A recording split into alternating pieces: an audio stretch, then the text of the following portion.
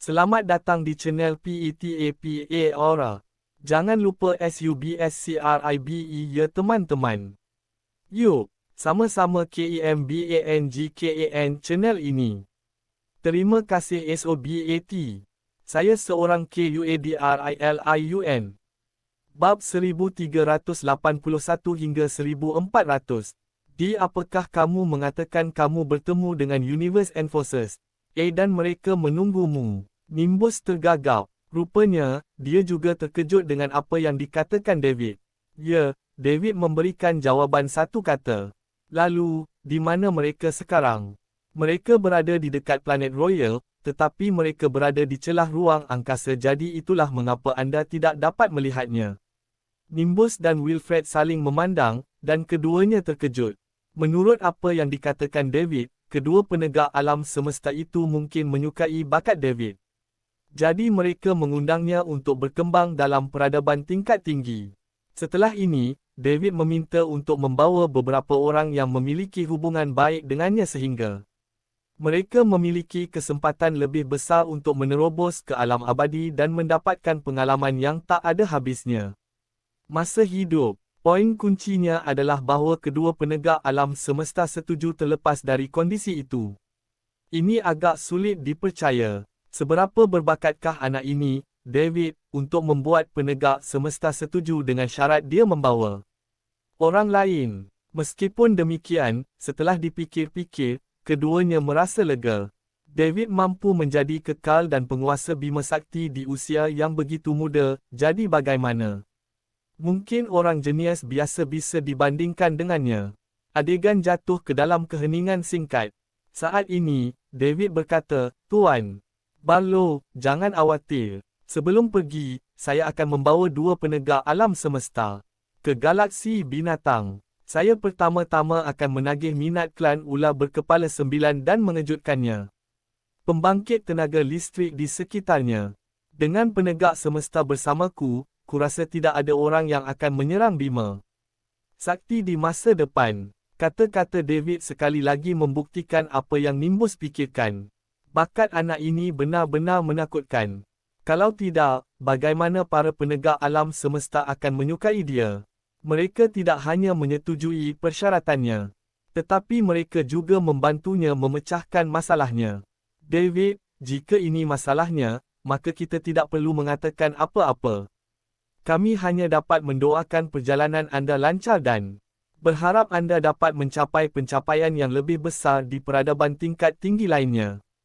Jangan lupa bahawa Bima Sakti adalah tempat kelahiranmu. Saya akan, Tuan Barlow. Di mana pun saya berada, Bima Sakti adalah rumah saya.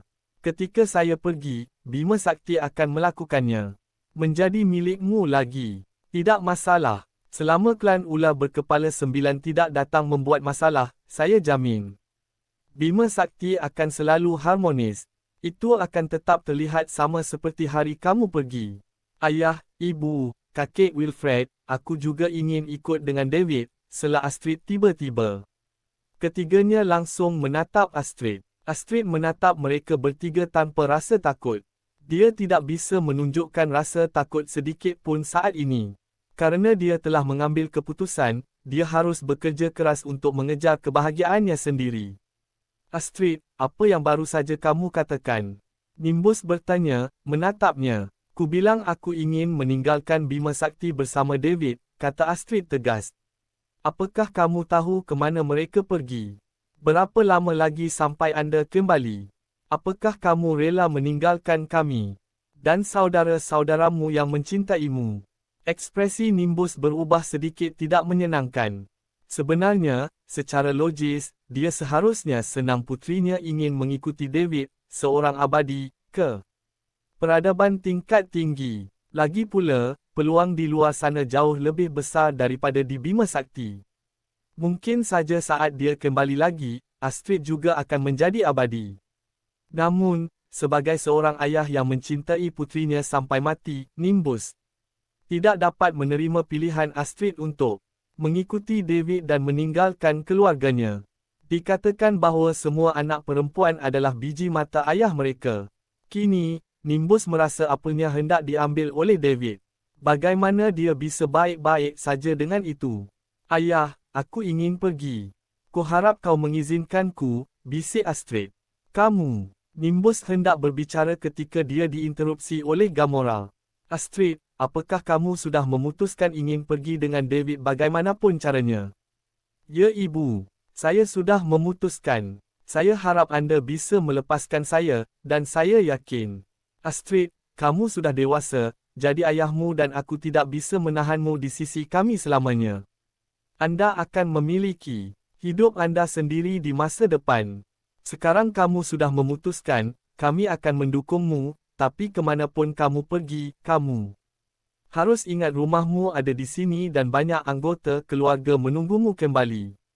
Gamora menepuk kepala Astrid dan berkata, saya mendapatkannya. Terima kasih ibu. Terima kasih ayah. Kemanapun aku pergi, aku akan selalu memikirkanmu. Kata Astrid sambil terisak. Astrid, kamu, say. Nimbus masih banyak bicara, tapi setelah melihat wajah Astrid, kata-katanya akhirnya berubah menjadi desahan. Sama seperti yang dikatakan Jamie barusan, Astrid sudah dewasa. Sebagai orang tua, kita tidak bisa menjaga puteri kita bersama kita sepanjang waktu.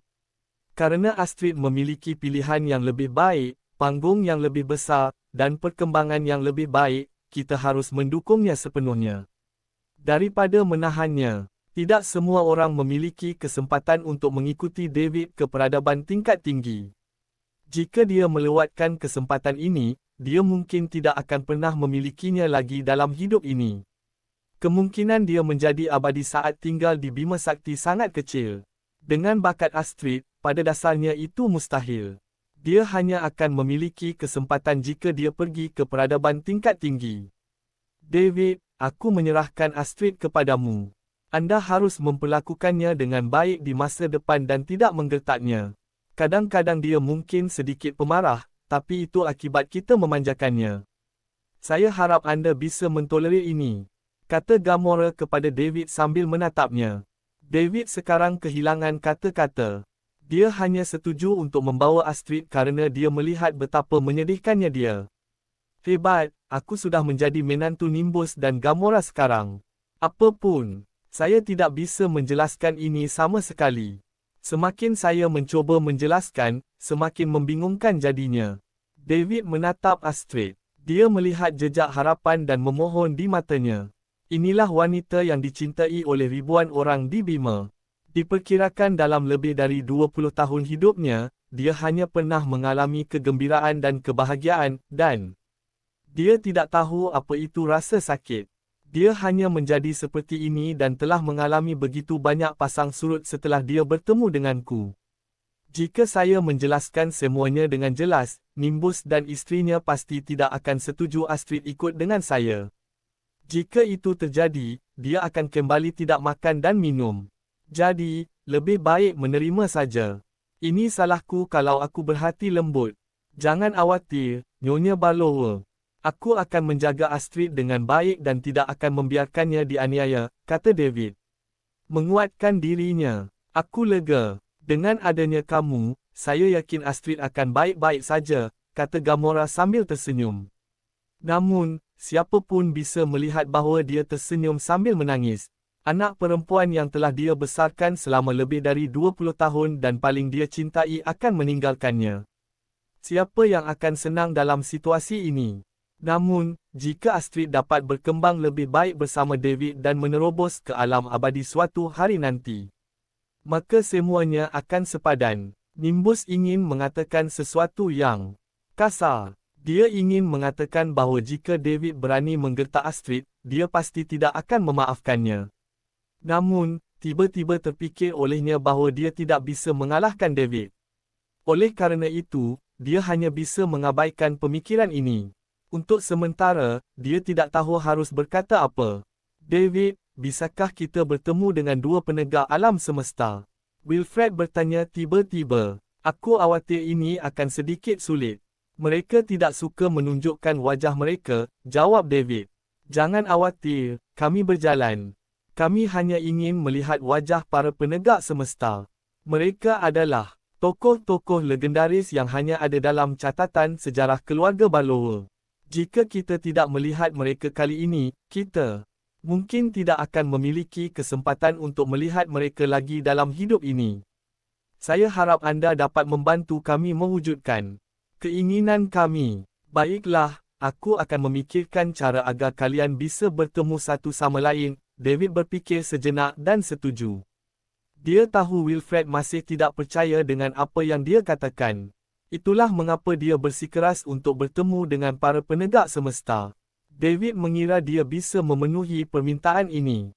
Bagi mereka untuk bertemu. Terima kasih, Wilfred berterima kasih. Terima kasih kembali. Saya tidak bisa memastikan apakah itu akan terjadi atau tidak. Anda harus mengadakan reuni keluarga terlebih dahulu. Saya masih memiliki sesuatu untuk ditangani, jadi saya akan kembali sebelum saya pergi. Setelah berbicara, David berdiri dan hendak pergi. David! Teriak Astrid tiba-tiba. Dia menatap David dengan rasa takut. Mungkin kerana dia takut David tidak akan kembali. Setelah pergi, jangan khawatir. Kerana aku berjanji padamu, aku tidak akan mengingkari janjiku. David menatap Astrid dan menghiburnya. Pop, aku percaya padamu. David tersenyum dan tidak berbicara lagi. Dia merobek celah ruang dengan santai dan melangkah ke dalamnya. Itu, celah tertutup segera setelah itu seolah-olah tidak pernah ada, dan David menghilang tanpa jejak. Nimbus dan Wilfred menyaksikan David pergi dengan iri. Meskipun mereka tahu bahawa Eternals dapat berjalan di celah angkasa dan dapat mempersingkat waktu tempuh mereka. Tetap mengejutkan ketika David melakukannya di depan mereka. Tampaknya hanya ada setengah langkah antara Eternals spasial dan Eternals asli, tetapi sebenarnya, jaraknya bermil-mil jauhnya. Setelah David pergi, Nimbus memandang Wilfred dan bertanya, Paman Wilfred, apakah menurutmu David mengatakan yang sebenarnya? Dia seharusnya, dengan statusnya sebagai Master of the Milky Way, tidak perlu berbohong tentang hal seperti itu. Namun, mengapa Universe Enforcers tiba-tiba muncul di galaksi Bima Sakti masih belum diketahui.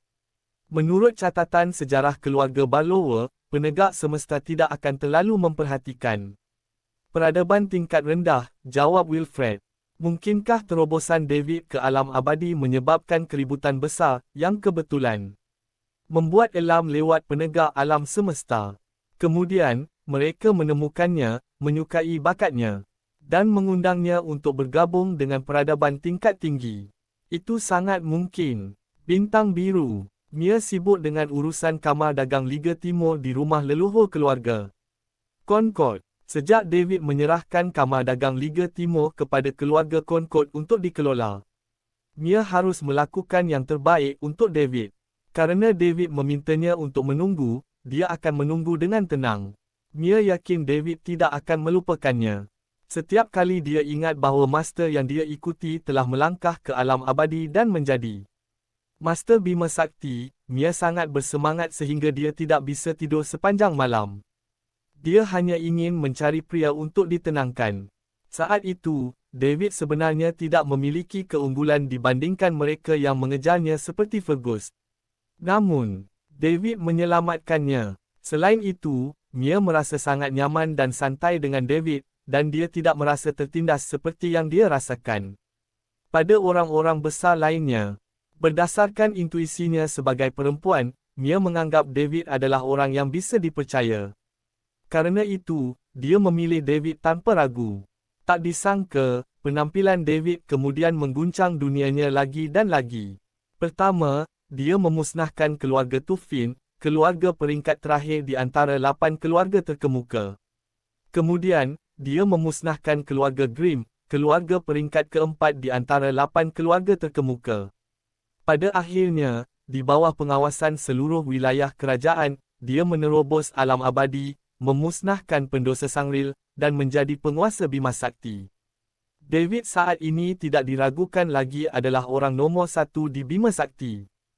Bahkan Kaisar Nimbus perlu memberi hormat dengan hormat ketika dia melihatnya. Sebagai pelayan David, status Mia saat ini juga meningkat. Tidak ada seorang pun di Bima Sakti yang berani menyinggung perasaannya. Ini adalah sesuatu yang Mia tidak pernah berani pikirkan. Hingga saat ini, dia masih bersyukur atas keputusan awalnya. Ini adalah kesempatan yang Tuhan berikan padanya untuk mengubah takdirnya, dan untungnya, dia memanfaatkannya. Kalau tidak, dia pasti akan menyesalinya seumur hidup.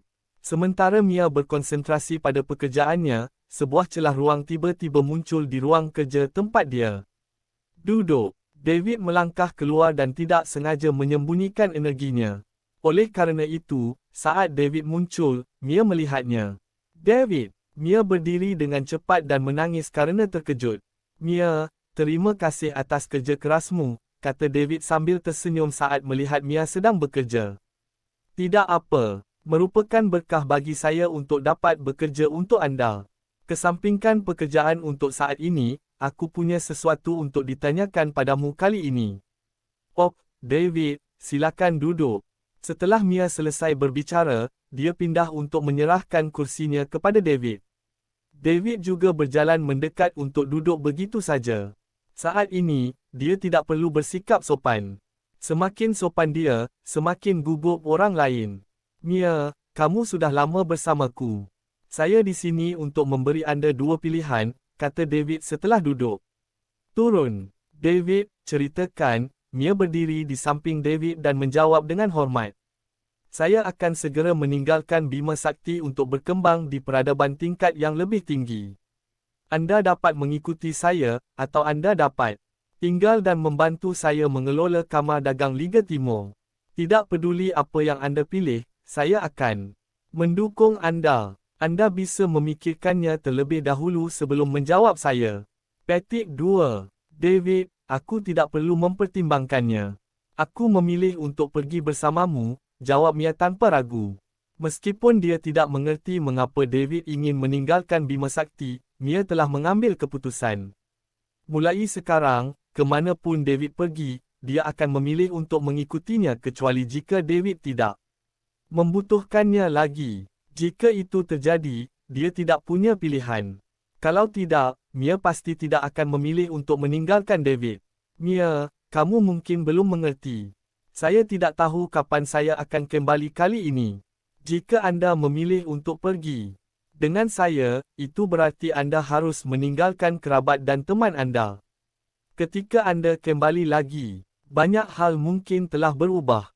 Jangan khawatir, bahkan jika anda memilih untuk tinggal, saya tidak akan menyalahkan anda. David, mulai sekarang, kecuali kamu tidak lagi membutuhkanku dan ingin aku pergi, aku tidak akan pernah meninggalkanmu.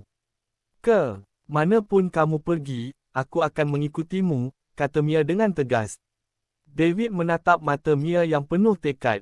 Dia tahu dia telah membuat keputusan, jadi dia berhenti membujuknya. Yah, kamu harus pergi. Dan mengucapkan selamat tinggal kepada keluargamu. Aku akan menunggumu di sini. Cepat dan buat pengaturan, kami akan segera pergi, kata David. Oh, Daud, aku akan keluar dulu. Okey, silahkan. Mia pergi untuk mengucapkan selamat tinggal kepada keluarganya sementara David tetap tinggal di ruang kerja. Saat Mia kembali, dia mengajak Mia menjemput Astrid. Setelah mereka bertemu dengan Celeste, mereka akan lepas landas di istana kerajaan di planet Royal. Nimbus dan keluarganya masih berada di dalam kamar. Astrid, apakah kamu benar-benar yakin ingin pergi bersama David? Gamora menatap Astrid dan bertanya dengan serius, Ibu, aku ingin bertaruh untuk ini. Tolong biarkan saya pergi, jika tidak, saya khawatir jika saya melewatkan kesempatan ini. Saya akan menyesalinya selama sisa hidup saya, mohon Astrid. Astrid, secara logis, sebagai orang tua, kami harus mendukungmu alih-alih menahanmu saat kamu memiliki kesempatan seperti ini. Namun, anda telah dimanjakan sejak kecil. Saya khawatir anda tidak akan dapat beradaptasi dengan kehidupan di luar sana jika anda meninggalkan kami. Jangan khawatir, Ibu. Saya sudah dewasa, jadi saya akan menjaga diri saya sendiri, dan David akan menjaga saya juga. Sebenarnya, aku tahu bahawa David dan kamu tidak memiliki hubungan seperti itu, dan dia tidak terlalu ingin mengajakmu bersamanya. Saya khawatir anda akan dianiaya di masa depan. Ibu, aku Saya mengerti. Anda memiliki hak untuk mengejar kebahagiaan anda sendiri, tetapi anda selalu menjadi permata kekaisaran, dan anda harus disukai oleh semua manusia di Bima Sakti daripada mengejar ini. Atas inisiatif anda sendiri seperti yang anda lakukan sekarang, kata Gamora, merasa tertekan. Ibu, saya melakukan ini secara sukarela. Saya suka Daud. Sejak dia menyelamatkan saya, dia telah menempati tempat di hati saya di mana dia telah terpatri dalam-dalam. Nimbus memandang Astrid, yang telah mengambil keputusan, dengan ekspresi rumit. Dia merasa tidak nyaman di dalam. Dia telah membesarkan dan menyayangi putrinya selama bertahun-tahun, tetapi pada akhirnya, David mencurinya begitu saja. Hal terburuk adalah putrinya mengorbankan dirinya untuknya. Dilihat dari perilaku David, dia juga tampak enggan menerimanya. Apa-apaan? Dia mengambilku untuk siapa? Jika bukan karena aku tidak bisa mengalahkannya, aku akan memberi pelajaran pada bajingan itu. Bintang biru. David tidak menunggu lama di ruang kerja ketika pintu didorong terbuka dan Mia masuk kembali. Ketika dia kembali ke ruang kerja, dia sedikit kehabisan napas. Dia hanya menjelaskan secara singkat apa yang terjadi pada keluarganya. David masih menunggu di ruang kerja, dan Mia tidak bisa membuat David menunggu terlalu lama. Mengapa kamu kembali begitu cepat? Tanya David curiga. David, saya hanya perlu memberitahu keluarga saya. Mereka semua mendukungku tanpa syarat, jawab Mia sambil terengah-engah. Tidak apa-apa. Kami akan menjemput Astrid kerana dia akan pergi bersama kami juga. Oh, Daud. Mia tidak heran putri Astrid akan ikut. David merobek celah ruang dan masuk bersama Mia. Kemudian, mereka pergi ke tempat tinggal Nimbus di planet Royal. Astrid dan keluarganya masih berada di kamar. David berjalan keluar dari celah luar angkasa dan berkata, Tuan Barlow, ayo pergi. Aku akan membawamu menemui para penegak alam semesta. Terima kasih, jawab Nimbus. Tidak apa. Setelah David selesai berbicara, dia keluar dari kamar bersama Mia. Astrid dan Gamora mengikuti. Nimbus dan Wilfred saling melirik sebelum mengikuti. Ketika mereka keluar ruangan, David terbang lebih dulu, dan yang lainnya mengikuti. Setelah mencapai langit di atas planet Royal, David berhenti dan menunggu semua orang datang. Setelah semua orang tiba, David berkata, Astrid, kita akan segera berangkat. Apakah anda yakin ingin pergi bersama kami? Astrid melirik Gamora dan Nimbus sebelum berkata dengan tegas, Ya, David, aku yakin ingin pergi bersamamu. Baiklah kalau begitu.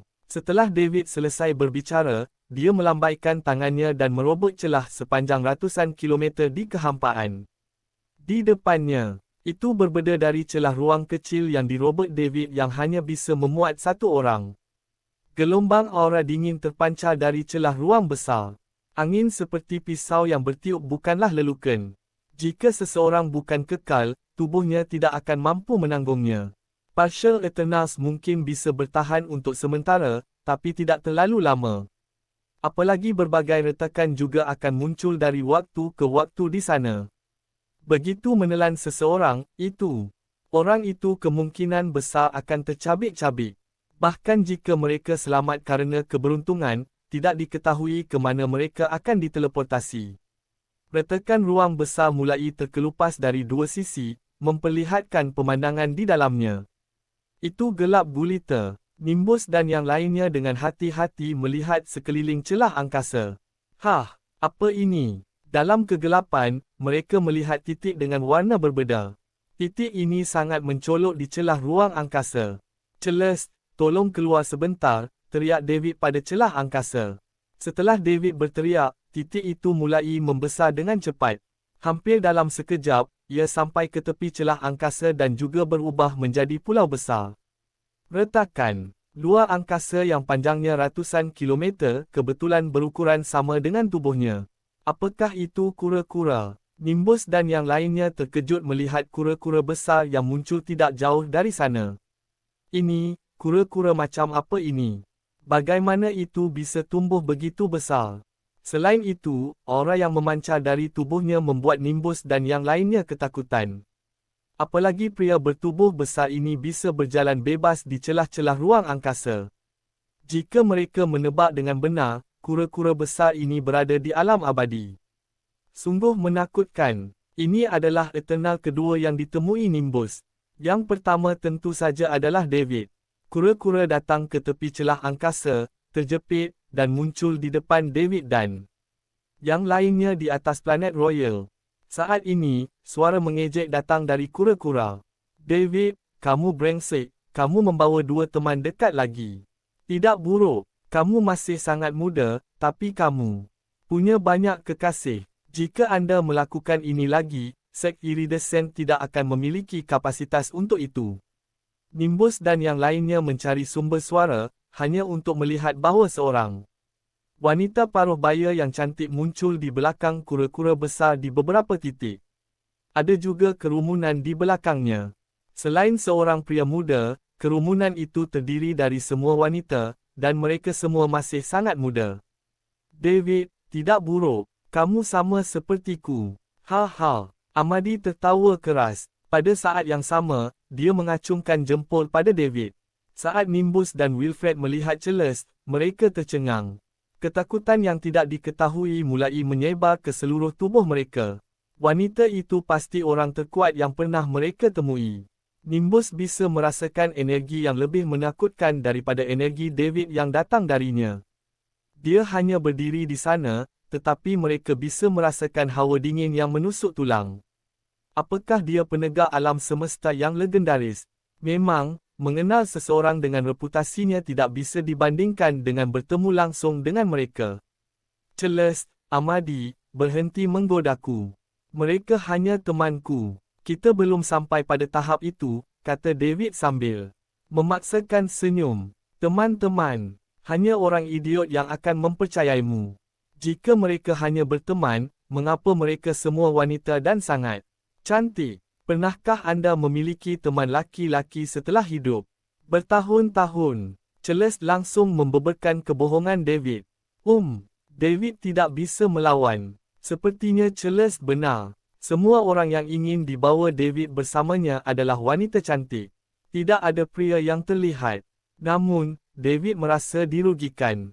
Selain Celia yang merupakan pacarnya, yang lain memang hanya berteman dengannya. Mereka mungkin lebih dari sekedar teman, tapi mereka belum menjadi pacar. Celeste berhenti menggoda David ketika dia melihat betapa malunya dia. Bahkan jika ada 3 atau 500 wanita lagi, tidak masalah baginya, seorang penatua dari sek iridescent, apalagi 2 lagi. Tentu saja, tawaran ini terbatas pada mengatur agar mereka bergabung dengan sek iridescent dan kemudian membiarkan mereka berjuang sendiri. Dia masih akan memberi mereka perhatian, tetapi itu juga akan tergantung pada bakat, kerja keras mereka, dan keberuntungan untuk menentukan seberapa jauh mereka akan melangkah. Ide awal Celeste adalah menggunakan semua jenis harta surga dan bumi pada mereka yang tidak cukup berbakat untuk mendorong mereka ke alam abadi untuk mendapatkan bantuan David dan mengikatnya ke sek iridescent. Namun, jika ada terlalu banyak orang, bahkan Celeste, sesepuh dari sek iridescent, tangannya akan terikat. Hal-hal yang dapat meningkatkan bakat seseorang, di mana pun mereka berada, sangatlah berharga. Bahkan jika seseorang ingin membelinya, itu akan sangat menantang. Itu karena sangat sedikit orang yang akan menjual barang-barang semacam ini. Mereka mungkin muncul di beberapa lelang besar untuk meningkatkan popularitasnya. Setiap kali mereka muncul, kekuatan besar akan merebut mereka dengan gila-gilaan, dan transaksi terakhir akan dilakukan dengan harga setinggi langit. Bahkan kekuatan super seperti sek iridescent tidak memiliki banyak persediaan. Celeste masih bisa memikirkan cara jika hanya Celia dan yang lainnya. Lagi pula, tidak semua orang membutuhkannya. Jika ada terlalu banyak orang, dia tidak bisa berbuat apa-apa untuk membantu mereka. Di antara mereka, Selena dan Goldie yang sudah berbakat tidak membutuhkan mereka. Selama mereka mengikuti proses kultivasi yang sistematis, mereka akan segera dapat melangkah ke alam abadi sendiri. Celeste masih harus menunggu sampai mereka kembali ke sek iridescent untuk mengamati situasi masing-masing dengan cermat. David, karena masalah ini sudah ditangani, ayo cepat pergi. Jangan buang waktu lagi.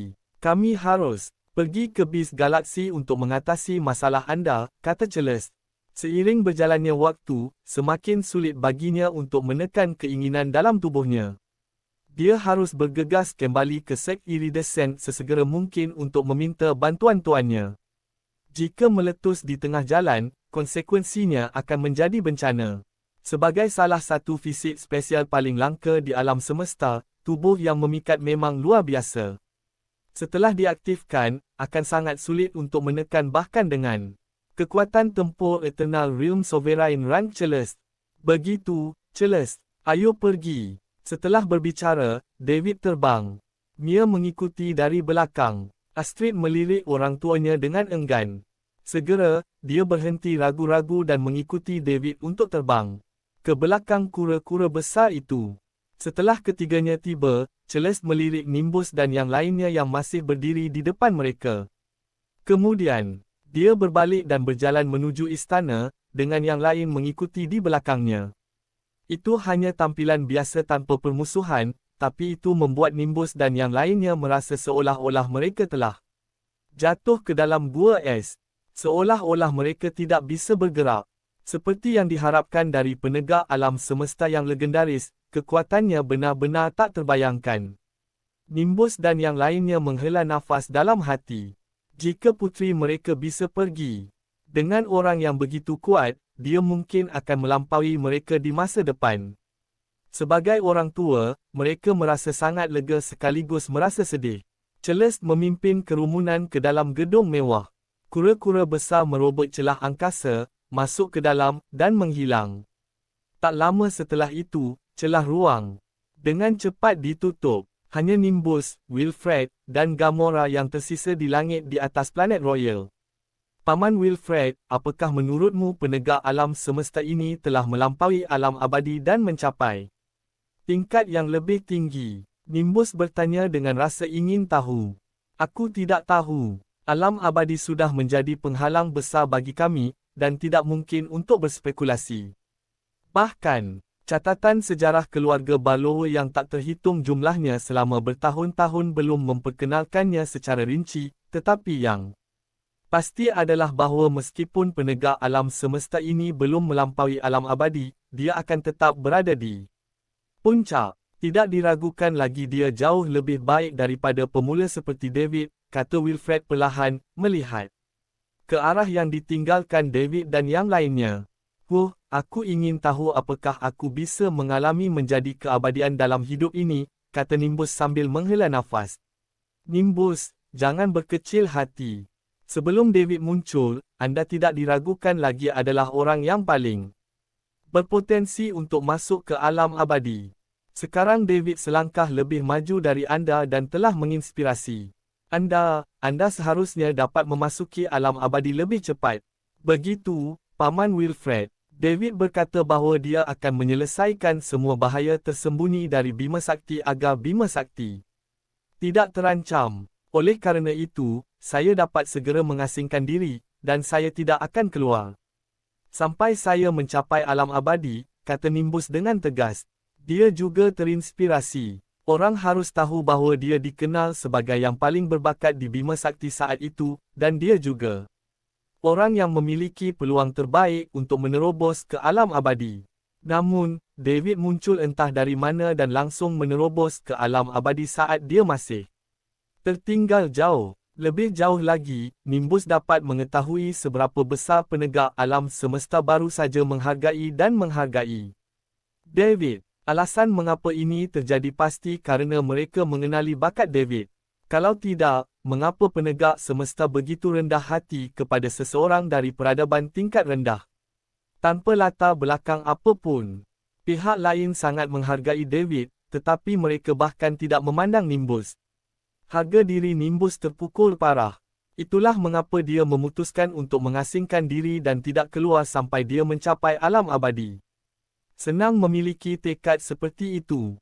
Nimbus, kamu tidak kekurangan bakat. Selama anda memperkuat keyakinan anda, cepat atau lambat anda akan mencapai alam abadi. Saya sudah tua jadi saya tidak berfikir saya akan mendapat kesempatan untuk menerobos dalam hidup saya. Anda dapat yakin dan pergi mundur. Saya akan terus mengawasi planet Royal saat Anda pergi. Terima kasih, Paman Wilfred. Gamora tidak ikut campur dalam pembicaraan keduanya dan bahkan tidak mendengar apa yang dibicarakan keduanya. Sebaliknya, dia hanya menatap kosong ke ruang yang ditinggalkan Astrid. Dia masih khawatir dan sedih dengan kepergian putrinya. Sebagai putri Kekaisaran Bima Sakti, Astrid telah dicintai oleh ribuan orang sejak dia dilahirkan. Dia tidak pernah perlu khawatir tentang apapun kerana dia selalu dikelilingi oleh para pelayan. Namun, kepergiannya ke peradaban tingkat tinggi berarti dia bukan lagi seorang putri. Tanpa pembantunya, dia harus melakukan semuanya sendiri, dan dia mungkin diintimidasi oleh laki-laki dengan otoritas. Meskipun David kuat dan berbakat, dia tidak akan berarti apa-apa di peradaban tingkat tinggi, dan dia mungkin akan merasa sulit untuk melindungi mereka semua. Nimbus juga melihat ada yang salah dengan Gamora. Dia merangkul bahu Gamora dan menghiburnya dengan lembut. Jamie, jangan terlalu khawatir. Astrid telah dewasa dan dia akan meninggalkan kita cepat atau lambat. Kita tidak bisa selalu berada di sisinya. Lindungi dia. Dia memilih jalan ini, dan meskipun akan sedikit bergelombang, saya yakin dia akan melewatinya. Aku tahu, tapi memikirkan bahawa saya mungkin tidak melihat Astrid untuk waktu yang sangat lama membuat saya sedih. Isak Gamora. Nimbus memeluk Gamora tetapi tidak berbicara. Dia menaruh terlalu banyak perhatian dan kasih sayang kepada putri satu-satunya. Dia merasakan sakit yang sama di hatinya sekarang setelah dia berpisah darinya. Namun, sebagai laki-laki, ia tidak bisa menangis seperti Gamora. Kelompok itu berkumpul di gedung mewah di belakang kura-kura raksasa. Mia dan Astrid berdiri dengan hormat di belakang David. Yang lain memandang David dengan setengah tersenyum, menunggunya memperkenalkan keduanya.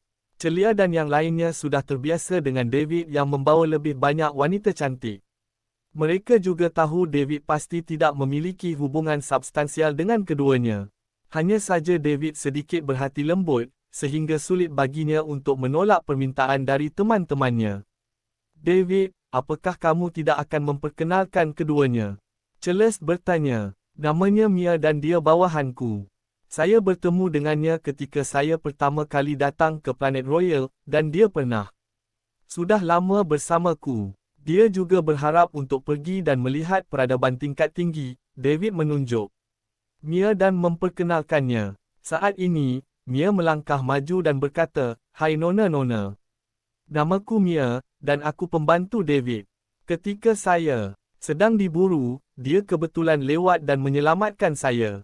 Pada saat itu, saya diam-diam bersumpah bahawa saya akan mengikutinya sampai mati untuk melayaninya dan membalas budinya." David kemudian menunjuk ke Astrid dan memperkenalkan, namanya Astrid. Dia adalah putri Kerajaan Bima Sakti, dan kami adalah teman baik. Halo, Nona-Nona. Nama saya Astrid. Kenyataannya, David juga penyelamatku, dan aku bukan lagi seorang putri. Saya harap semua orang memperhatikan saya. Astrid juga berdiri dan memperkenalkan diri. David, sejujurnya, apakah kamu hanya menyelamatkan wanita cantik? Celeste menggoda. Celeste, berhentilah mengolok-olok saya, kata David, kehilangan kata-kata. Bukankah yang aku katakan itu benar? Kalau tidak, mengapa Anda hanya menyelamatkan dua gadis cantik ini? Aku telah menyelamatkan beberapa orang. Kalau tidak percaya, tanya Mia. Dia sudah lama bersamaku. Titik. Kami telah menyelamatkan banyak planet bersama-sama. Nyonya, David mengatakan yang sebenarnya. Kami adalah orang-orang yang ingin ikut, dan David tidak sampai hati untuk mengatakan tidak. Kemudian, David memperkenalkan Celeste, Celia, dan yang lainnya kepada mereka berdua. Tentu saja, dia memperkenalkan Celia sebagai pacarnya. Mereka semua wanita, dan cantik pada saat itu. Apalagi Mia dan Astrid sangat rendah hati, terutama Astrid. Sangat tidak mungkin untuk menebak bahawa dia adalah seorang putri yang dicintai oleh ribuan orang. Kelompok wanita dengan cepat menjadi satu. Celia, pacar resmi, tidak keberatan, sehingga wanita lain bahkan kurang berhak untuk diganggu. Ahmadi menyaksikan semua ini dari sela-sela dengan kekaguman. Dia bisa mengatakan bahawa David telah menyempurnakan metodenya. Bagaimana dia bisa mendapatkan begitu banyak wanita cantik yang menakjubkan untuk bergaul dengan baik? Di kampung halaman Ahmadi, wajar bagi pria yang berkuasa memiliki banyak isteri. Wanita cantik menyukai pahlawan. Ada banyak dari mereka yang beristeri lebih dari 10, atau bahkan lebih, apalagi kurang dari 10. Lagi pula, begitu mereka berada di alam abadi, mereka akan memiliki umur yang tak ada habisnya. Beberapa monster purba yang telah hidup selama puluhan ribu atau bahkan ratusan ribu tahun adalah contoh buku teks tentang memiliki desa isteri dan keturunan. Namun, dalam hal ini, para isteri tidak akan akur seperti kekasih David. Mereka akan selalu bertarung dan merencanakan satu sama lain untuk memperjuangkan bantuan. Mereka akan bertarung dalam hal kekuatan, latar belakang, dan sarana. Di permukaan, para isteri akan sopan dan tersenyum, tetapi diam-diam mereka berharap yang lain mati. Ini adalah kasus ayah Ahmadi. Meskipun ibunya adalah ibu dari Star Mansion, ayahnya, kepala Star Mansion, memiliki lebih dari 30 selir selain ibunya. Dia tidak punya pilihan selain menikahi mereka semua. Untuk meningkatkan populasi Star Mansion dan membuatnya berkembang, setiap kepala akan menikahi setidaknya 20 atau 30 selir. Ini adalah tradisi leluhur keluarga bintang. Jika ibu Ahmadi tidak kuat dan tidak memiliki seks iridescent sebagai dukungannya, dia tidak akan pernah menjadi isteri kepala rumah bintang dan memiliki kekuatan untuk mengintimidasi begitu banyak selir. Masing-masing selir ini memiliki latar belakang yang kuat. Jika tidak demikian, Ahmadi juga tidak akan menikmati statusnya saat ini sebagai kepala muda Star Mansion. Di masa depan, dia juga akan menjadi kepala Star Mansion. Banyak saudara laki-lakinya mengejar posisinya, dan mereka semua berharap Ahmadi mengalami kecelakaan di luar dan tidak pernah kembali. Ahmadi berencana mencari waktu untuk belajar dari David sendirian. Ayahnya dulu diliputi oleh hal-hal seperti itu. Dalam waktu dekat, dia juga akan menghadapi hal-hal ini. David harus memiliki banyak pengalaman bermain sebagai mediator. Dengan kekuatan Ahmadi, dia bisa melihat bahawa David dan kekasihnya dengan tulus menyambut kedua pendatang baru, Mia dan Astrid. Tidak ada kemunafikan. Situasi ini jarang terjadi. David senang ketika dia melihat semua orang rukun di bawah koordinasi Celia. Sejujurnya, Celia bukanlah yang terbaik di antara para wanita ini. Dia tidak berbakat, dan kecantikannya bukanlah yang terbaik. Selena, Mia, dan Astrid semuanya lebih cantik darinya. Namun, dalam benak David, Celia masih satu-satunya untuknya, diikuti oleh Pearl. Di antara dua wanita ini, ada yang menyukainya dan telah menunggunya diam-diam selama beberapa tahun lalu. Langsung menyatakan cintanya ketika mendengar dia dicampakkan. Sementara itu, yang lain tidak meminta imbalan apapun setelah dia membantunya mengelola ibu kota Liga Timur dan bahkan memilih mengorbankan dirinya untuknya. Pearl banyak berkontribusi pada kekuatan David yang meningkat pesat ketika dia berada di bumi. Keduanya juga gadis-gadis yang benar-benar tidak bisa mengecewakan David. Adapun yang lainnya, David hanya bisa mengikuti arus. David, saat kita sampai di bis galaksi, aku tidak akan menunjukkan wajahku. Aku akan membiarkan Ahmadi pergi bersamamu untuk menyelesaikan masalah dengan klan ular berkepala 9, kata Celeste kepada David. Oh, Celeste, jawab Daud. Ahmadi, ketika saatnya tiba, kamu akan menemani David untuk memberi pelajaran kepada klan ular berkepala 9. Sehingga mereka akan mengingat dan berhenti menindas kelompok rentan lainnya. Ya, Ems, Celeste. Baiklah, aku mundur dulu. Jangan ganggu saya jika tidak ada yang mendesak. Celeste berbalik dan pergi. Dia perlu menekan energi yang mulai gelisah di tubuhnya dengan sekuat tenaga untuk mencegahnya meletus. Di masa lalu, dia masih bisa menekannya dengan 90% kekuatannya. Sekarang, dia membutuhkan 100% kekuatannya untuk menekannya. Kuharap aku bisa menanggungnya. Selama dia kembali ke sek iridescent tempat tuannya berada, semuanya akan baik-baik saja. Kalau tidak, dia hanya bisa meminta bantuan David. Tapi jika aku melakukan itu, aku mungkin akan kecanduan. Celeste menghela nafas dalam hati. Dia tidak ingin melakukan hal semacam itu dengan pria yang jauh lebih muda darinya.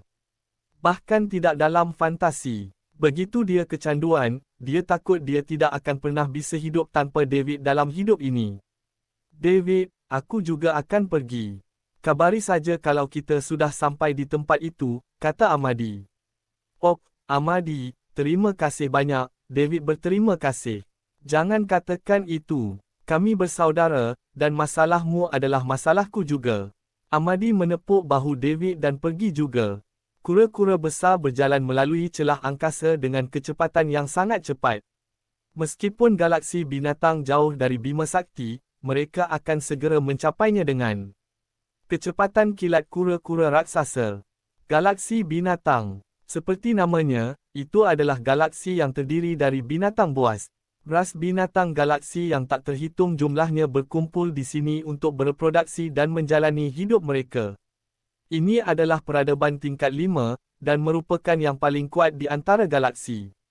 Tidak hanya berkali-kali lebih kuat dari Bima Sakti, peradaban level 3, tapi juga jauh lebih besar. Singkatnya, ras apapun yang berada di peringkat teratas di sini akan mampu memusnahkan Bima Sakti. Klan Ular Berkepala 9 adalah salah satu perwakilannya. Mereka hanya bisa masuk 10 besar di bis galaksi. Namun, jika mereka dapat mengabaikan penegak alam semesta, mereka dapat dengan mudah menggulingkan Bima Sakti menggunakan kekuatan penuh mereka. Tidak hanya itu, jika seseorang memindahkan Bima Sakti ke galaksi binatang, itu bahkan mungkin tidak menempati lebih dari 1/10 ruang. Perlu diketahui bahawa masih banyak area yang belum ditemukan di Bima Sakti. Jika seseorang menambahkan semua area yang belum ditemukan itu akan lebih besar dari area Bima Sakti yang diketahui. Karenanya, orang hanya bisa membayangkan seberapa besar bis galaksi itu. Klan Ular Berkepala 9 tinggal di tepi galaksi binatang, dan satu-satunya yang berada di antara itu dan Bima Sakti adalah zona ketiadaan. Namun, zona ketiadaan juga sangat luas. Orang normal tidak akan bisa melewatinya. Sayangnya, untuk klan Ular Berkepala 9, manusia di Bima Sakti adalah makanan yang enak, yang dapat mendorong pertumbuhan. Karenanya, mereka selalu bersaing untuk menguasai Bima Sakti. Terus terang, mereka ingin membesarkan manusia di Bima Sakti sehingga mereka bisa memakannya kapan saja mereka ingin meningkatkan pertumbuhan mereka. Namun, klan Ular Berkepala 9 adalah ras besar di peradaban level 5. Menurut konvensi semesta, mereka tidak diizinkan mengambil tindakan terhadap Bima Sakti, yang hanya merupakan peradaban tingkat 3. Ini adalah aturan yang ditetapkan oleh peradaban tingkat tinggi, dan penegak alam semesta adalah orang-orang yang menetapkan aturan ini. Tanpa penegak semesta dan konvensi semesta, alam semesta akan kacau balau. Akan ada perang konstan antara galaksi dan ras, dan warga sipil tidak akan pernah memiliki hari yang damai. Yang kuat akan melahap yang lemah untuk menjadi lebih kuat, sedangkan yang lemah tidak akan pernah memiliki kesempatan untuk berkembang. Inilah yang terjadi bertahun-tahun yang lalu. Saat itu, tidak ada batasan yang ditetapkan oleh konvensi semesta. Bahkan ketika peradaban tingkat tinggi menyadari ada sesuatu yang tidak benar dan menghasilkan konvensi semesta, tidak ada yang mau mematuhi aturan. Mereka masih melakukan apapun yang mereka inginkan dan sepenuhnya mengabaikan konvensi semesta sampai penegak semesta datang untuk menghancurkan ambisi orang-orang itu. Mereka menghukum pelanggar aturan dan bahkan memusnahkan beberapa orang yang arogan. Akhirnya, semua orang sadar. Sejak saat itu, reputasi para penegak alam semesta bergema di seluruh alam semesta. Meski begitu banyak waktu telah berlalu, reputasi mereka tidak pernah pudar. Tentu saja, para penegak alam semesta akan muncul dari waktu ke waktu. Mereka akan menemukan orang-orang yang menentang konvensi semesta secara diam-diam dan menghukum mereka dengan keras. Sejujurnya, alasan peradaban tingkat tinggi mengatur konvensi semesta untuk membatasi ras alam. Semesta bukanlah untuk menjaga ketertiban alam semesta dan melindungi yang lemah. Mereka tidak begitu tinggi. Sebaliknya, mereka tidak ingin peradaban yang berada di level 6 ke atas terlahir di bawah tembakan lagi. Ini adalah alasan yang paling penting.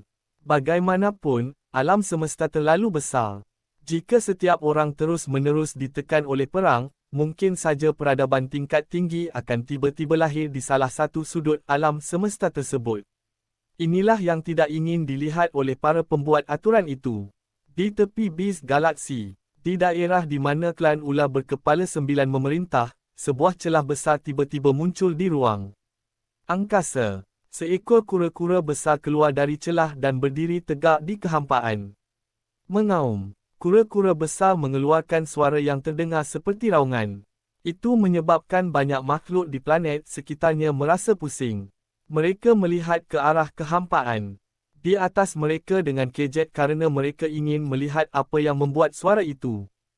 Kemunculan kura-kura raksasa segera menarik perhatian klan ular berkepala 9. Kepala dan tetua senior dari klan ular berkepala 9, Lucius dan Serpentin, segera tiba di tempat kejadian. Manusia adalah makhluk paling manjur di alam semesta.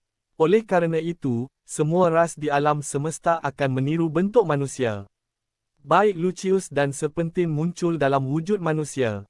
Hanya selama pertempuran mereka akan kembali ke bentuk aslinya dan menampilkan 100% kekuatan tempur mereka.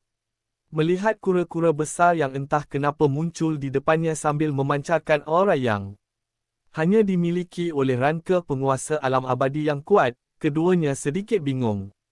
Berdasarkan apa yang mereka ketahui, sepertinya tidak ada ras kura-kura di bis galaksi, kan? Bahkan jika ada, mereka akan sangat lemah. Mengapa ada kura-kura besar dari alam abadi di sini? Juga, saat itu muncul, itu membuat suara yang sangat keras. Jelas, itu tidak datang dengan damai. Tunggu. Keduanya tiba-tiba menyadari bahawa ada sesuatu yang salah. Mereka melihat bahawa sebenarnya ada sebuah bangunan di belakang kura-kura raksasa itu. Apakah kura-kura besar ini hanya tunggangan? Serpentin dan Lucius saling memandang. Pada saat ini, mereka merasa sangat terkejut di dalam hati mereka. Jelas, orang biasa tidak bisa menggunakan binatang Eternal Realm Ruler peringkat sebagai perjalanan mereka. Meskipun itu hanya kura-kura, itu adalah ranka penguasa alam abadi. Hanya seseorang yang lebih kuat darinya yang bisa menjinakkan raksasa level ini. Siapa ini? Apa yang mereka lakukan di wilayah klan ular berkepala 9? Bolehkah saya tahu apa yang mulia lakukan di wilayah klan ular berkepala 9? Serpentin tidak bisa menahan diri untuk tidak bertanya. Lama tidak bertemu, bajingan berkepala 9. Apa kau sudah melupakanku? Suara bercanda bergema melalui kehampaan, membuat Serpentin dan Lucius mengerutkan kening. Orang ini tidak datang dengan damai. Keduanya tidak menjawab, tetapi sebaliknya, mereka menatap bangunan di punggung kura-kura raksasa itu. Mereka ingin melihat siapa yang ada di sini untuk membuat masalah. Setelah David selesai berbicara, dia berjalan keluar gedung bersama Amadi, lalu berjalan menuju Serpentin. Saat dia melihat David, Serpentin mengenalinya. Abadi baru Bima Sakti, David Liddell. Belum lama ini, ketika David pertama kali masuk ke alam abadi, dia menunjukkan kekuatan kepada Serpentin. Oleh kerana itu, Serpentin memiliki kesan yang mendalam tentang David. Dia telah menjelajahi galaksi binatang selama bertahun-tahun, namun, belum pernah menderita kerugian sebesar itu. Salah satu kepalanya di tubuh emas abadi dipotong oleh David menggunakan pedangnya dari galaksi jauh. Dapat dikatakan bahawa langkah David tidak banyak merugikan, tetapi tetap sangat menghina. Ini benar-benar memalukan bagi Serpentin. Dia sudah melangkah ke alam abadi sejak lama. Bahkan jika dia hanya seorang ruler ranka, dia berada di tahap akhir.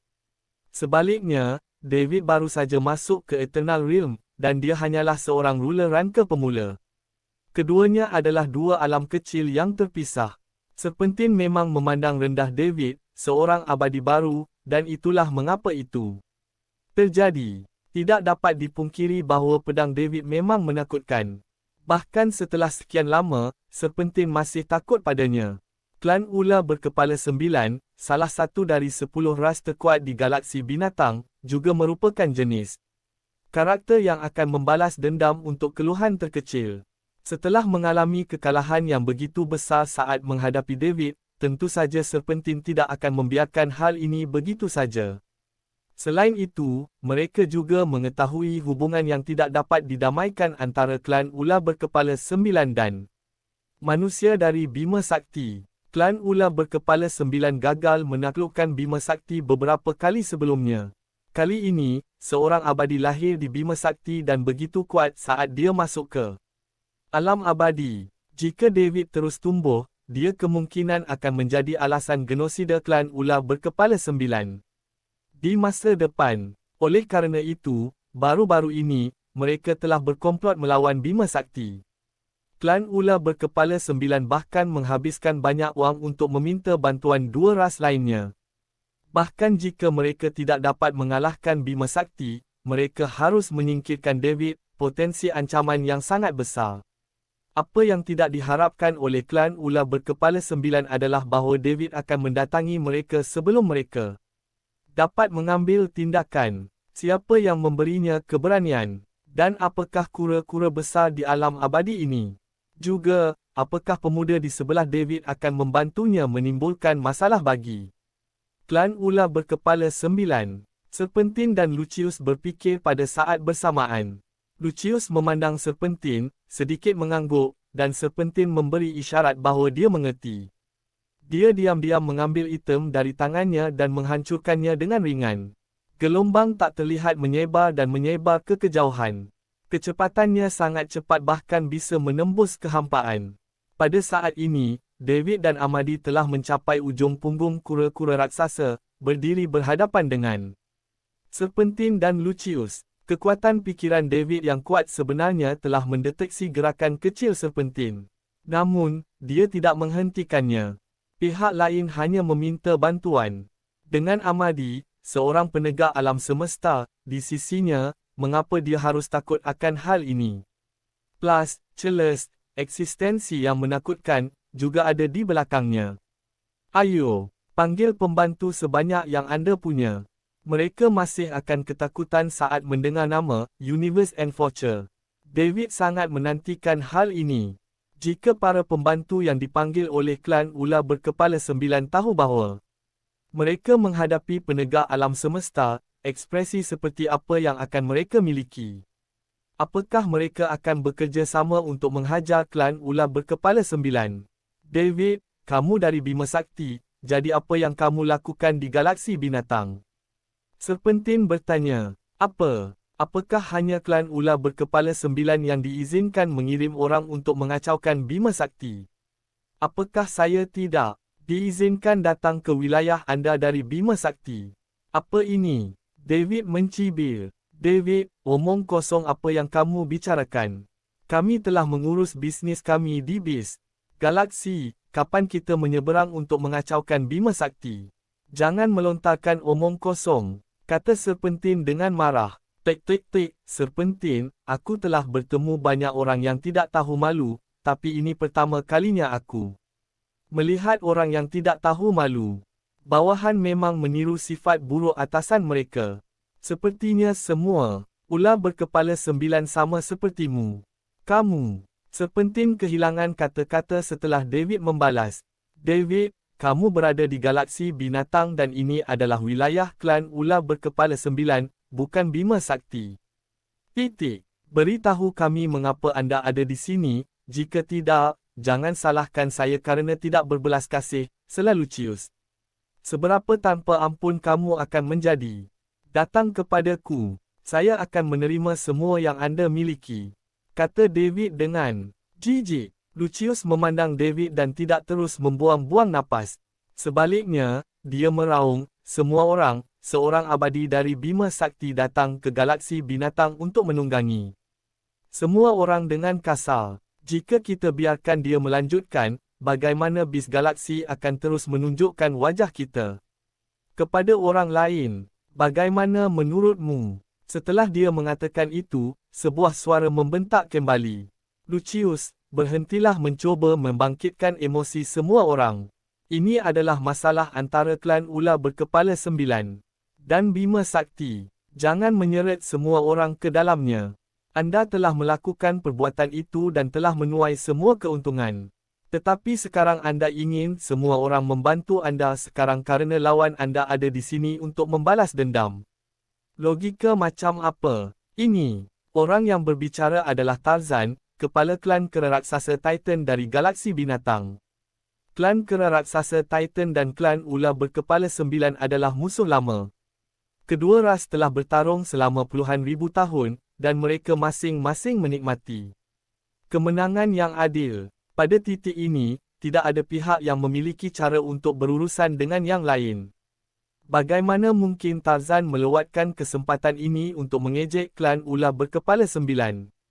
Tarzan, keluhan di antara kami adalah masalah di dalam bis galaksi, tapi sekarang ini melibatkan dua galaksi. Bukankah kamu dari bis galaksi? Atau apakah Anda sudah bergandengan tangan dengan lawan? Lucius meraung. Jika David tidak menemukan pembantu dan memiliki 3 Eternals di sisinya, Lucius pasti sudah bekerja sama dengan Serpentine untuk menjaga David. Bahkan jika mereka tidak dapat membunuh David, mereka akan melukainya dengan serius untuk memberinya pelajaran yang mendalam sehingga dia tidak dapat terus tumbuh. Sekarang, lawan mereka memiliki 3 Eternals, jadi bahkan jika Lucius merekrut 2 pembantu lagi, itu akan menjadi 4. Lawan 3, dan mereka tidak akan dapat menyebabkan kerusakan fatal pada David. Lucius harus membuat ras lain dari bis galaksi berpihak padanya. Jika dia berhasil, dia akan memiliki peluang bagus untuk membunuh David di sini. Memang benar bahawa Eternals itu abadi, tetapi selama Lucius menggunakan semua kekuatannya untuk menghancurkan segalanya dalam diri David dalam sekejap tanpa meninggalkannya bahkan dengan setetes darah pun, maka David tidak akan dapat beregenerasi bahkan jika dia memiliki semuanya, kemampuan di dunia. Ini adalah pendekatan satu dan selesai. Lucius, berhenti menuduhku dengan salah. Siapa sih yang bergabung dengan Bima Sakti? Aku hanya tidak tahan dengan klan ular berkepala 9. Agar tumbuh dengan cepat, kalian sebenarnya ingin membesarkan manusia, makhluk yang paling mujarab, untuk menjadi makanan kalian. Ini sudah menjadi rahasia umum. Selama bertahun-tahun, Anda memilikinya. Menyusup ke Bima Sakti berkali-kali untuk mencuba mengendalikan manusia. Sekarang mereka memiliki keabadian dan ada di sini untuk membalas dendam. Anda mengancam semua orang menggunakan tujuan yang baik. Mengapa kamu tidak memikirkan hal ini ketika kamu memakan manusia? Tarzan mengoceh, menyatakan semua hal yang telah dilakukan klan ular berkepala 9 ke Bima Sakti. Selama bertahun-tahun, dia tahu David datang dengan kuat kali ini. Jelas, David sudah siap sepenuhnya dan datang untuk membalas dendam. Selama ras lain dari bis galaksi tidak ikut campur, klan ular berkepala 9 akan berada dalam bahaya hari ini. Dengan kata lain, bahkan jika mereka lolos dari malapetaka ini, mereka pasti akan mengalami kerusakan serius. Ini tidak diragukan lagi adalah berita terbaik untuk klan kera raksasa Titan. Bahkan jika klan kera raksasa Titan itu kekal, mereka tidak bodoh. Ras apapun yang bisa berubah menjadi manusia tidaklah bodoh. Mereka juga tahu memanfaatkan situasi untuk menciptakan hasil terbaik bagi diri mereka sendiri. Tarzan, aku akan merobek mulutmu langsung dari wajahmu jika kamu terus berbicara omong kosong. Saat ini, kemarahan Lucius hendak meledak. Apa yang mereka lakukan bukanlah rahasia di bis galaksi, tetapi berbeda ketika Tarzan mengatakannya di depan semua orang. Tingkat keberhasilan rencana Lucius untuk memanfaatkan perselisihan antar galaksi untuk membunuh David anjlok hingga mendekati 0. Kamu tahu lebih baik daripada siapa pun di hatimu jika aku berbicara omong kosong. Semuanya, tolong jangan bantu. Orang ini, mereka harus menanggung konsekuensi dari kesalahan mereka sendiri. Kamu, Lucius menatap kehampaan ke arah Tarzan. Energi dalam tubuhnya mulai berfluktuasi dengan hebat. Lapisan cahaya keemasan muncul di permukaan tubuhnya. Ini adalah tanda pertama aktivasi tubuh emas abadi. David memandang Lucius, yang sudah dalam keadaan marah, merasa tidak bisa berkata-kata. Apa yang sedang terjadi? Dia hanya mengatakan 2 kalimat dan klan ular berkepala 9 hendak melawan orang lain. Sekarang, dia berada di peran pendukung. David ingat pria yang baru saja membuat marah Lucius. Dia tampaknya adalah kepala klan kera raksasa Titan. Terakhir kali dia melangkah ke alam abadi, Tarzan muncul untuk membalas Lucius sampai dia kehilangan. Kata-kata, David tidak menyangka dia akan datang lagi kali ini. Tampaknya pasti ada permusuhan yang cukup besar antara klan kera raksasa Titan dan klan ular berkepala 9. Apa, Lucius, menilai dari sikapmu, apakah kamu berfikir untuk melawanku? Lalu ayolah, kapan? Aku, Tarzan, takut padamu. David, saudaraku, izinkan saya membantu anda menguji orang ini terlebih dahulu, dan kemudian anda dapat mengambil kesempatan untuk mengambil tindakan. Suara Tarzan datang dari kehampaan. Lucius sudah hampir meledak setelah Tarzan memicunya. Dia bersiap untuk mengaktifkan tubuh emas abadi untuk memberi pelajaran pada Tarzan. Namun, setelah mendengar apa yang baru saja dikatakan Tarzan, sebagian besar amarahnya padam. Dia tidak menjaga David dan Eternals lainnya yang datang untuk membuat masalah, jadi tidak bijaksana. Menyeret Tarzan ke dalam pertempuran. Lupakan, seorang pahlawan tidak akan menderita kerugian langsung. Aku harus menahannya untuk saat ini. Setelah menyingkirkan David, aku akan menemukan cara untuk membuat klan kera raksasa Titan membayar untuk ini. Lucius berfikir sendiri. Apa yang dikatakan Tarzan membuatnya tampak seperti tidak takut pada Lucius dan siap untuk memberikan tantangan dan melawannya, tetapi kalimat terakhirnya tidak diragukan lagi merupakan pengingat bagi Lucius. Kamu masih belum berurusan dengan David yang datang ke sini untuk membuat masalah. Apakah kamu tidak memberi David dan yang lainnya kesempatan jika kamu bertarung denganku sekarang? Harus dikatakan bahawa Tarzan, kepala klan kera raksasa Titan, cukup pintar. Dia tidak seperti beberapa pria dengan anggota tubuh yang berkembang dengan baik tetapi pikiran yang sederhana.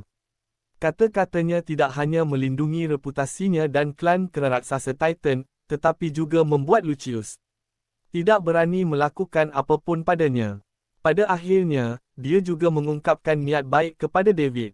Dapat dikatakan bahawa dia telah membunuh 3 burung dengan 1 batu. Dengan IQ David, dia secara alami mengerti apa yang sedang terjadi. Tampaknya Tarzan juga tidak mudah dihadapi. Mengapa sebagian besar binatang galaksi ini lebih pintar dari manusia? Tarzan, masalah antara dua ras kita, bagaimanapun juga, adalah konflik internal di dalam bis galaksi. Mari kita bicarakan nanti. Sekarang, kita harus melawan orang luar bersama-sama. Pertama, kita harus mengurus David. Pun dari Bima Sakti yang datang ke sini untuk membuat masalah, dan kemudian kita akan membicarakan hal lain. Lucius menarik napas dalam-dalam dan berkata sambil menekan amarah di hatinya.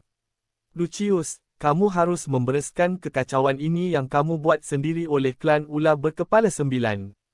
David ada di sini untukmu, jadi jangan libatkan kami. Kami bukan idiot dan kami tidak akan terlibat dalam kekacauanmu.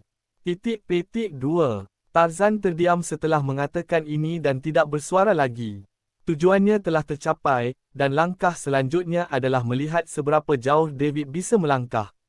Mudah-mudahan, dia setidaknya akan melukai klan ular berkepala 9 dan membuat mereka menderita kerugian besar. Kalau tidak, usahanya untuk membantu David akan sia-sia.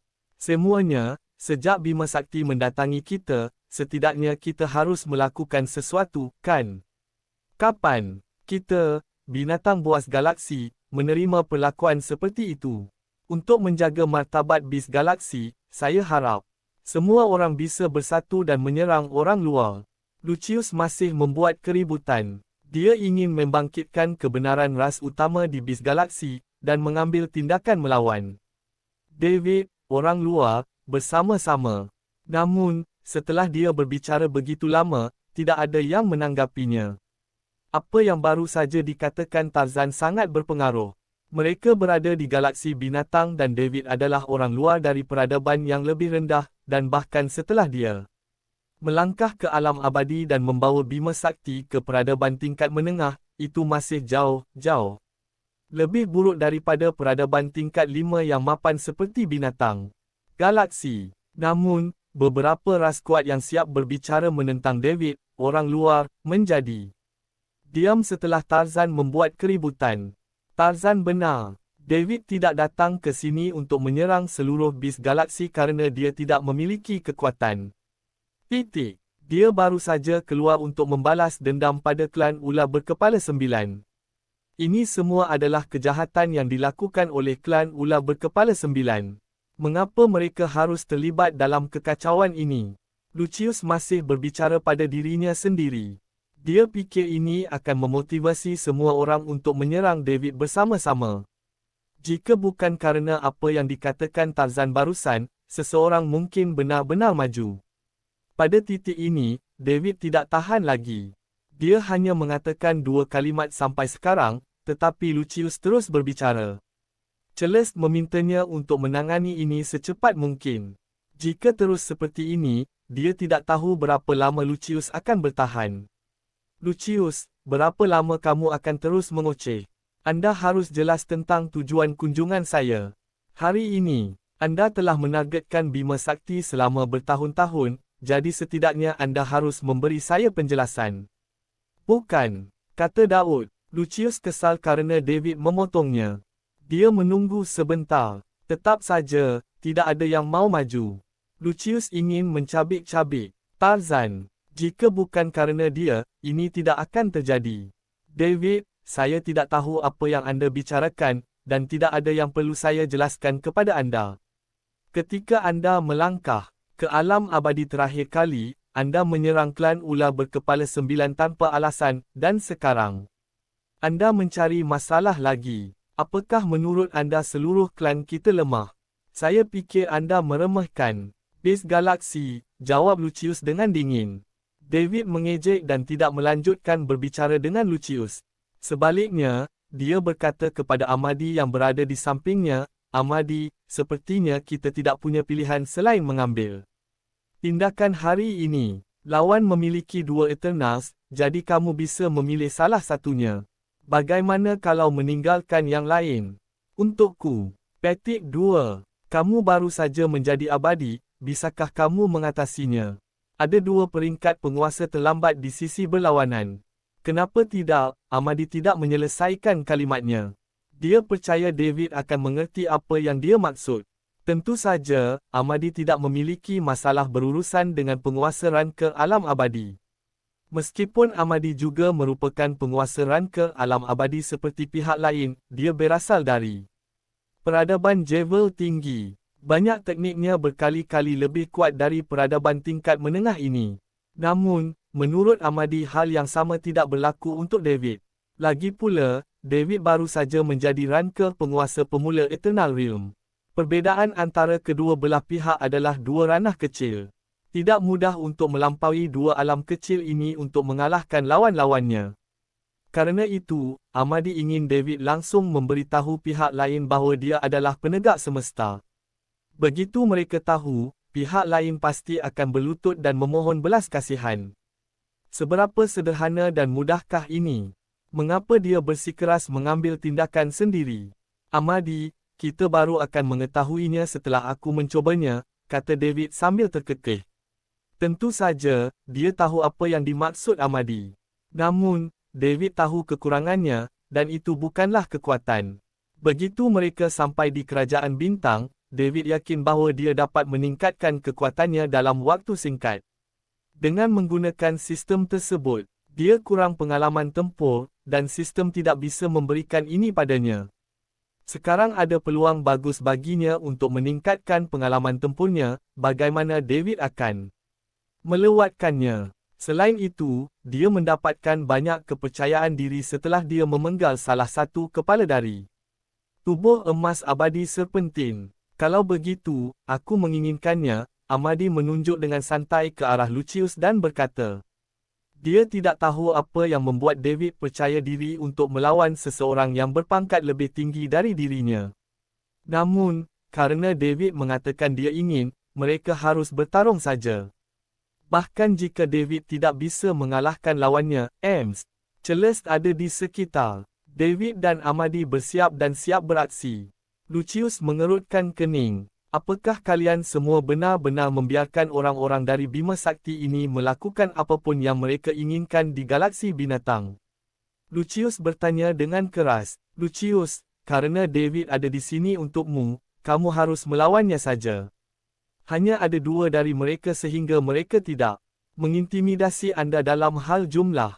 Selain itu, David baru saja melangkah ke alam abadi. Apa yang Anda ingin kami lakukan? Apakah klan ular berkepala 9 sangat lemah sehingga Anda bahkan tidak bisa menerima tantangan ini? Sebuah suara yang dalam dan bergema berkata. Lucius tutup mulut begitu dia mendengar suara ini. Jelas, identitas pihak lain membuatnya takut. Saat ini, boom, ledakan. Dua ledakan keras meledak berturut-turut. David dan Amadi mengaktifkan tubuh emas abadi mereka. Dua sosok emas besar berdiri di kehampaan tampak seperti raksasa berdiri tegak. Jika dilihat dengan teliti, orang akan menyadari bahawa raksasa emas David lebih kecil dari milik Amadi.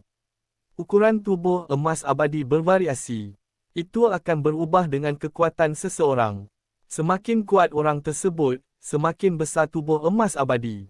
Jika Celeste, seorang ranca penguasa alam abadi, mengaktifkan miliknya, raksasa David hanya akan mencapai lututnya. Titik. Persis seperti orang dewasa di samping seorang anak berusia beberapa tahun. Klan ular berkepala 9 telah mendatangkan malapetaka di Bima Sakti untuk waktu yang lama dan bahkan memperlakukan manusia di Bima Sakti sebagai makanan. Hari ini, saya, David Liddell, datang untuk mengumpulkan minat sebagai Master of the Milky Way. Raksasa emas yang diubah oleh David berbicara, dan suaranya yang menggelegar bergema di seluruh kehampaan. Setelah melihat bahawa David telah mengaktifkan tubuh emas abadi, Lucius dan Serpentin tidak menunjukkan kelemahan mereka. Mereka hanya bisa melawan. Kemudian, keduanya mengaktifkan tubuh emas abadi mereka pada saat bersamaan. Cahaya keemasan melesat ke langit, langsung berubah menjadi dua monster besar. Kedua monster ini memiliki 9 kepala yang sangat besar, dan setiap kepala menunjukkan lidahnya. Yang menakutkan, ini adalah wajah sebenarnya dari klan ular berkepala 9. Dua manusia dan dua binatang berdiri di udara. Adegan ini membuat Celia dan yang lainnya, yang sedang menonton di gedung di atas kura-kura raksasa, berteriak ketakutan, terutama Celia, Pearl, dan lainnya. Mereka lebih lemah dan tidak mengalami ini. Di saat yang sama, mereka juga mengkhawatirkan keselamatan David. Mia dan Astrid pernah melihat David menggunakan tubuh emas abadi. Karena itu, mereka tidak terlalu terkejut. Meski begitu, ketika mereka melihat dua ular berkepala 9 yang besar, mereka masih gugup untuk David. Ini adalah pertama kalinya Lauren melihat ini. Saat dia melihat keempat bayangan raksasa yang menjulang di kehampaan, dia tidak memiliki rasa takut sedikit pun di hatinya. Sebaliknya, dia merasa bersemangat dan penuh harap. Suatu hari, dia juga akan mencapai level ini. Selena menghibur Celia dan yang lainnya di sela-sela. Selen, apakah David akan baik-baik saja? Tanya Celia. Jangan khawatir. Karena David melakukan ini, saya yakin dia akan baik-baik saja. Ini tidak seperti Anda tidak mengenalnya dengan baik. Dia tidak akan melakukan hal-hal yang tidak dia percayai, Selena menghibur. Meskipun demikian, ada sedikit kekhawatiran di matanya. Semua orang menatap empat sosok besar di kejauhan. Amadi, aku pergi dulu, kata David sambil tertawa keras. Setelah berbicara, dia mendesak bayangan emas raksasa untuk melangkah maju dan menyerbu ke arah Serpentin. David, terakhir kali Anda beruntung dan menyakiti saya ketika Anda menyergap saya. Kali ini, saya ingin menunjukkan kepada Anda bahawa kamu tidak bisa mengalahkan ruler Ranka yang terlambat. Setelah selesai berbicara, Serpentin juga menyerang David. Seorang pria dan seekor binatang bertemu di tengah. David mengulurkan tangan dan meraih salah satu kepala Serpentin, mencuba melepaskannya. Namun, sebelum dia sempat mengerahkan kekuatannya, kepala Serpentin yang lain melilit tubuh bagian atas David, melumpuhkannya. Kemudian, Serpentin membebaskan salah satu kepalanya dan membuka mulutnya untuk menghadap David. Setelah itu, mulutnya mulai mengumpulkan kekuatan. Segera, bola energi terbentuk. Sepertinya itu akan mengenai David saat dia tidak bisa bergerak. Saat ini, Ahmadi tiba dan meninju kepala Serpentin tempat energi berkumpul. Ledakan. Bola energi menyimpang dari posisi semula dan melesat ke dalam kehampaan. Saat Ahmadi hendak membantu David, Lucius juga tiba. Segera, dia melibatkan Ahmadi dengan David berjuang untuk melepaskan diri dari pengekangan Serpentin. Nyatanya, meski Ahmadi tidak datang membantunya tadi, David masih punya cara untuk kabur. Dia belum menggunakan kekuatan pikirannya. 4 sosok emas besar bertarung bersama dalam kehampaan. Semua orang menggunakan metode yang paling primitif, pertempuran jarak dekat.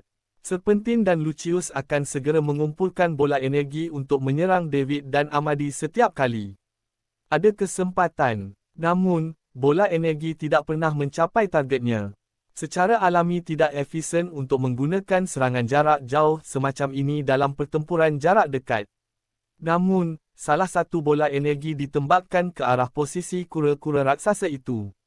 Itu membuat Selena dan yang lainnya ketakutan menyaksikan pertempuran itu. Mereka hanya bisa menonton tanpa daya saat bola cahaya besar mendekat. Tepat ketika mereka mengira akan dikutuk, bola energi menghilang tanpa jejak ketika mendekati gedung seolah-olah tidak pernah ada. Apa? Adegan ini juga membingungkan banyak Eternals di Beast Galaxy. Mereka tidak terkejut bahawa kura-kura besar dapat memblokir bola energi klan ular berkepala 9. Lagi pula, kura-kura besar itu juga seorang yang abadi.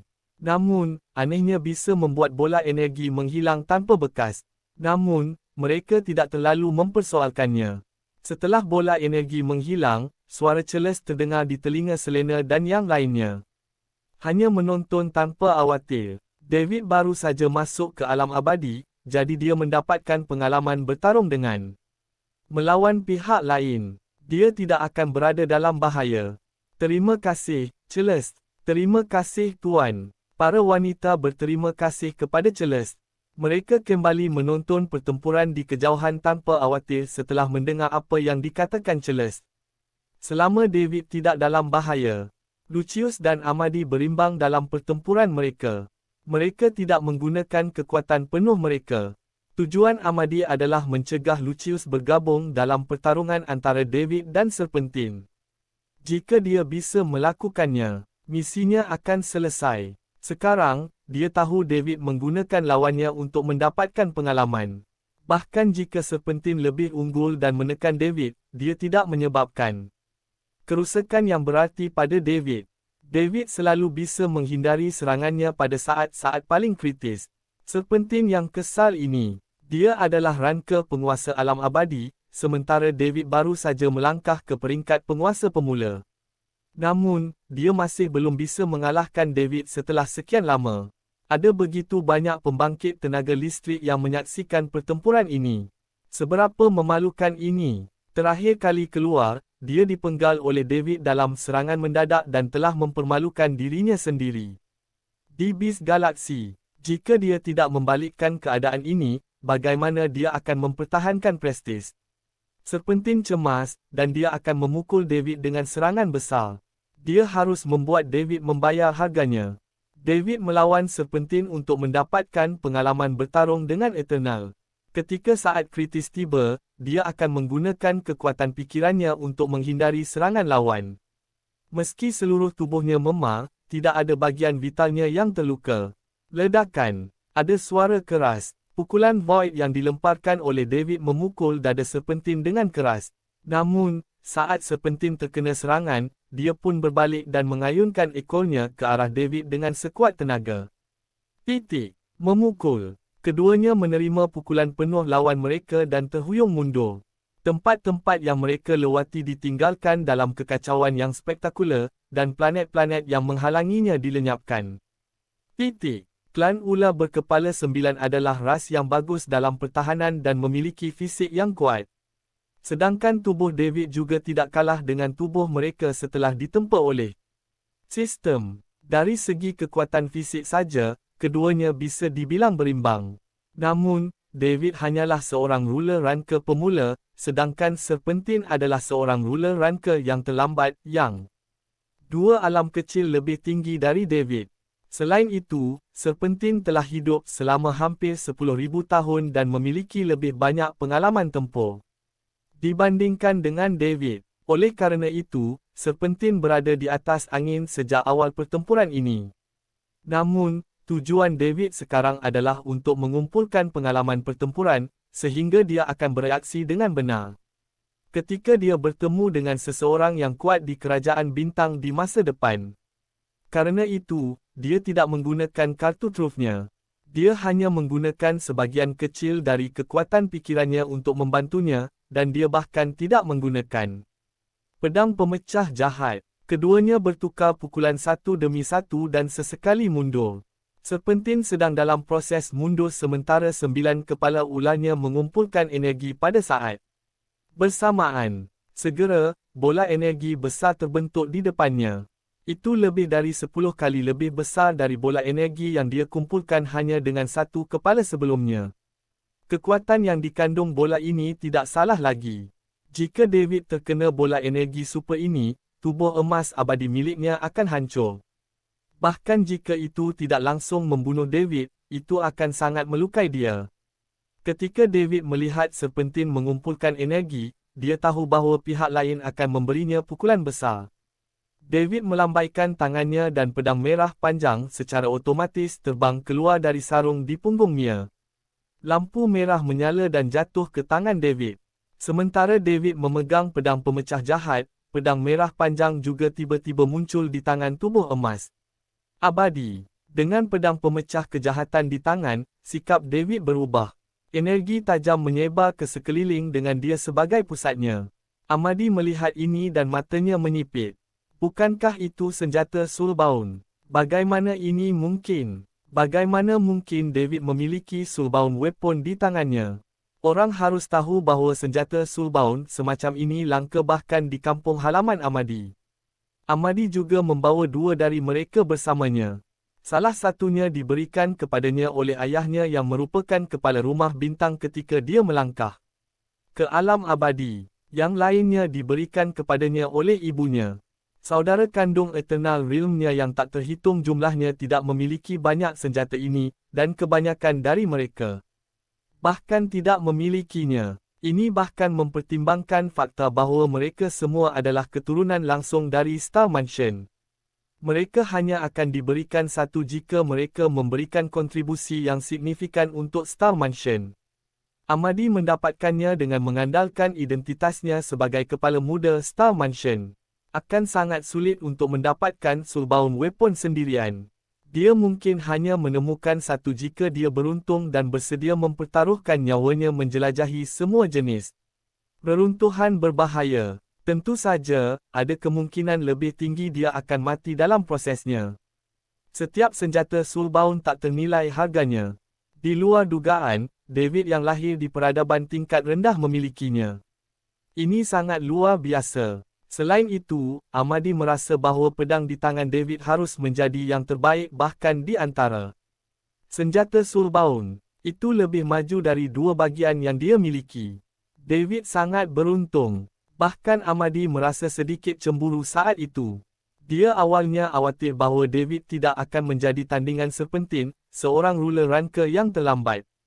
Sekarang, sepertinya dia terlalu banyak berfikir. Dengan senjata ini di tangan, David memiliki kesempatan untuk melawan seseorang yang berpangkat lebih tinggi darinya. Tidak heran dia begitu percaya diri sekarang. Anak ini menyembunyikan begitu banyak rahasia.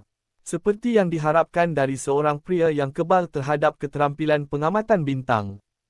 Tidak peduli apa, saya harus merekrut David ke Star Mansion. Membawa pria seberuntung itu ke Star Mansion dapat dianggap sebagai kontribusi besar bagi Star Mansion. Ketika itu terjadi, ayah pasti akan menghadiahiku lagi. 1. Amadi menatap David dengan ekspresi gembira. Untungnya, David sibuk berurusan dengan gerakan besar serpentin, jika tidak, dia pasti akan salah faham dengan sorot mata Amadi. Celeste juga menyaksikan pertarungan di luar di sebuah ruangan yang diselimuti lautan merah di dalam gedung mewah. Di belakang kura-kura raksasa, dia melihat pedang merah panjang di tangan David dilemparkan ke tangan tubuh emas abadi. Apa? Celeste hanya bisa menghela nafas kecil. Jelas bahawa dia juga sangat terkejut saat ini. Menarik, sangat menarik, sangat menarik. Saya tidak menyangka akan ada kualitas terbaik. Senjata sulbaun dalam peradaban tingkat rendah. David, saya sangat ingin tahu tentang berapa banyak rahsia yang anda sembunyikan. Saya menantikan hari ketika semuanya akan terungkap. Saya harap anda tidak mengecewakan saya, gumam Celeste. 1. The Soulbound Weapon adalah harta langka bagi Amadi. Namun, untuk pembangkit tenaga listrik tingkat Celeste, itu tidak begitu berharga. Dia memiliki lebih dari satu. Hal ini, yang benar-benar mengejutkan Celeste adalah David, seorang anak dari peradaban tingkat rendah, juga memilikinya. Bahkan di peradaban tingkat menengah, senjata soulbound sulit didapat, apalagi di peradaban tingkat rendah. Hanya akan ada lebih banyak dari mereka di peradaban tingkat tinggi. Namun, mereka semua berada di tangan kekuatan besar. Jika dua Eternals dengan kekuatan yang sama sedang dalam pertempuran, memiliki senjata soulbound dan tidak memiliki senjata soulbound akan menghasilkan hasil yang sangat berbeza. Ini sangat bagus untuk pertempuran antara peringkat yang berbeza. Amadi dan Celeste tidak hanya mengenali pedang pemecah jahat di tangan David sebagai senjata yang memikat jiwa, tetapi pusat kekuatan lain dari galaksi binatang yang menonton pertempuran secara rahsia juga mengenalinya. Ini adalah peradaban level 5, jadi mereka telah melihat lebih banyak hal daripada peradaban level 3 seperti Bima Sakti. Titik. Apakah itu? Senjata yang terikat jiwa. Itu adalah senjata soulbound yang legendaris. Suara kejek yang dicampur dengan keterkejutan bisa terdengar satu demi satu. Terakhir kali David menggunakan Evil Splitting Sword untuk memenggal kepala serpentin, jaraknya sangat jauh. Jadi tidak ada yang tahu dengan jelas teknik apa yang digunakan David. Kali ini, mereka semua berada di dekatnya, jadi mereka bisa melihat dengan jelas. Memang, itu adalah senjata soulbound yang legendaris. Senjata yang memikat jiwa. Sepasang mata posesif menyala dalam kehampaan, menatap pedang pemecah jahat di tangan David. Mereka seperti orang mesum tua yang telah dikurung selama ribuan tahun dan akhirnya melihat seorang wanita cantik. Mereka tidak sabar untuk menerkam dan mendominasi dia. Hanya ada 3 senjata soulbound di seluruh bis galaksi. 2 dari mereka berada di tangan ras kuat peringkat pertama, dan 1 di tangan balapan peringkat kedua. Semua orang ingin memiliki ini. Di antara 10 ras teratas di bis galaksi, kecuali 2 ras dengan soulbound weapon, kekuatan ras lain tidak terlalu jauh. Jika ada yang bisa mendapatkan soulbound weapon, peringkat mereka akan langsung naik ke posisi ketiga atau bahkan kedua. Itu sebabnya semua orang memakai tampilan ini.